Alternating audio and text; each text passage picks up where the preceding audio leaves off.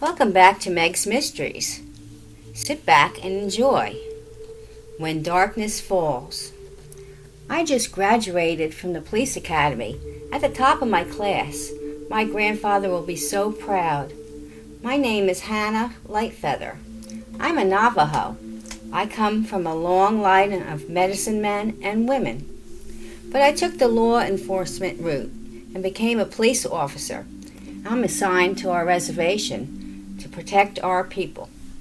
I wanted to go back and help in my way, like our family has been helping for many years with their medicines and old ways. This is my way to help, but I still will rely on all the old ways and stories from my grandfather and our family. Outsiders don't take us seriously, our legends and customs. We're just a race that believe in supernatural stories that they don't believe. But we do, and we all know that our ancestors are telling us the truth. I tell you this because my first case on the reservation is a true story of evil in the darkness. Sometimes it's not a monster, but the evil in men. Evil can take on many forms, so you must always be aware. My grandfather, George Lightfeather, he's a true medicine man. He told me the old stories of the skinwalkers, evil medicine men. Navajo legends say that they are harmful witches who have the ability to turn and to possess and disguise themselves as animals. The animal will leave a footprint which will turn into a human print over time. If you accidentally look into their eyes, a skinwalker can absorb themselves into your body and take control of your actions. Our reservation is in Arizona, but legends say skinwalkers are always also in Mexico and other areas. They are a dark magic from an evil medicine man. Now this case is my very first. I'm just starting my job and working with my mentor, Chief of Police Joshua Hunter, when a body was found by some boys playing in the desert. So we went to investigate. The body was of a man not known to anyone on the reservation. He had a tomahawk in his back. The only clue around the bodies were prints of an animal. They looked like a large coyote print. Then they turned into a human bare footprint. The body had no clothes on it. I remembered the tales my grandfather told me, and Joshua also knew them from his family. Skinwalkers. But that's crazy, right? One story was when my grandfather was a young man out hunting with his friends. They were tracking coyotes that were killing the livestock on the reservation. They came upon a large animal that stood up like a man. It ran at them, but they escaped. And then a hunting party of older men joined them. They went in search of this animal. They knew what it was. It was not a man. It was an evil medicine man, a skinwalker. It had been growing dark, and they wanted to leave and try the next day. But my grandfather saw it and threw a tomahawk. It hit it in the back and killed the beast. Grandfather was an excellent hunter, and the tomahawk is his tool of choice. Till this day, it hangs over the fireplace in a place of honor. The animal died and went back to its human form. The legends are true, and I think we have one here now.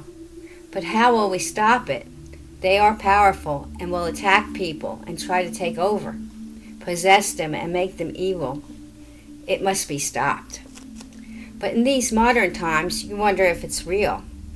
The dead man we found was not in any system, and there was no way to identify him. So we brought in the FBI to widen the search. A friend of the chief will be helping out. We only knew that he was a stranger to this area, and nobody saw him before. That night, I told my grandfather what was happening and asked for his help.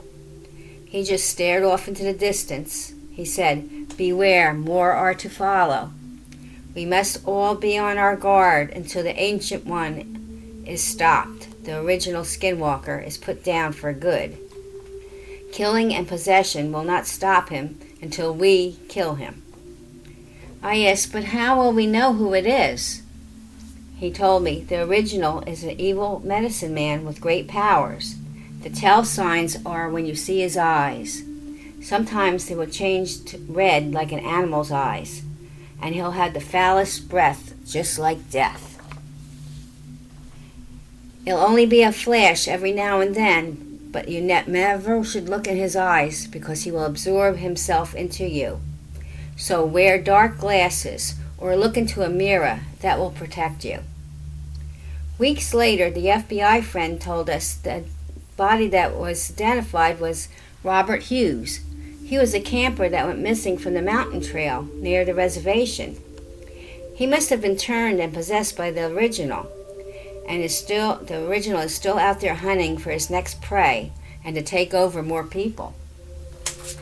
Chief Hunter had known my grandfather since he was a child and knew he was the only one that could help us now. So we both asked him for his special help. His medicine and his magic and knowledge is what we need now. Then more animals were being killed and a couple young men missing from the reservation. Grandfather told us to pick up any suspicious people that were not known to us. Keep them and question them like a normal suspect. Don't let them know what you are really looking for. Just ask them some questions like a normal homicide investigation, not a supernatural murder. Watch them closely to see if their eyes change, but remember, always protect yourself at all times. Watch for the tell red eyes and the breath like death. That will be the original. Sadly, I think the other men are lost forever. If we kill the original, maybe they can turn the human again for good, but in his experience, they will also die. We rounded up 4 men that seemed suspicious and held them in for questioning.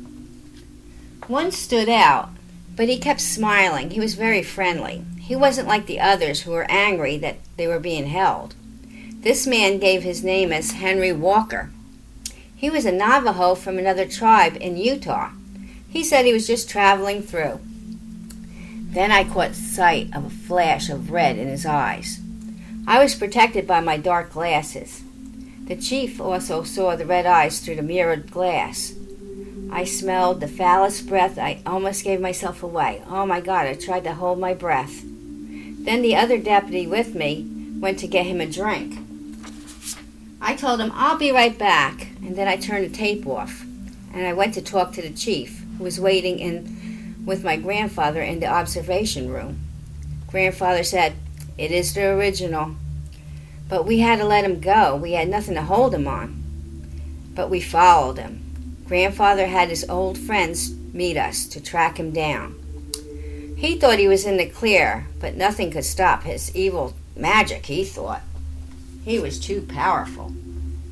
But he was so wrong. Grandfather, as old as he was, had his own magic, and the hunting party found the skinwalker in its animal form, a large coyote. With his magic and the tomahawk he used as a young man, Grandfather killed the creature. It turned back in its human form once again, once it was killed, and guess who it was? Henry Walker. Sadly, we found the 2 missing bodies of the other men, naked and dead, with animal prints all around them, all around their bodies, and then there were bare human prints. They died when we killed the original. That was some first case I will never forget. And we all know now the legends are true.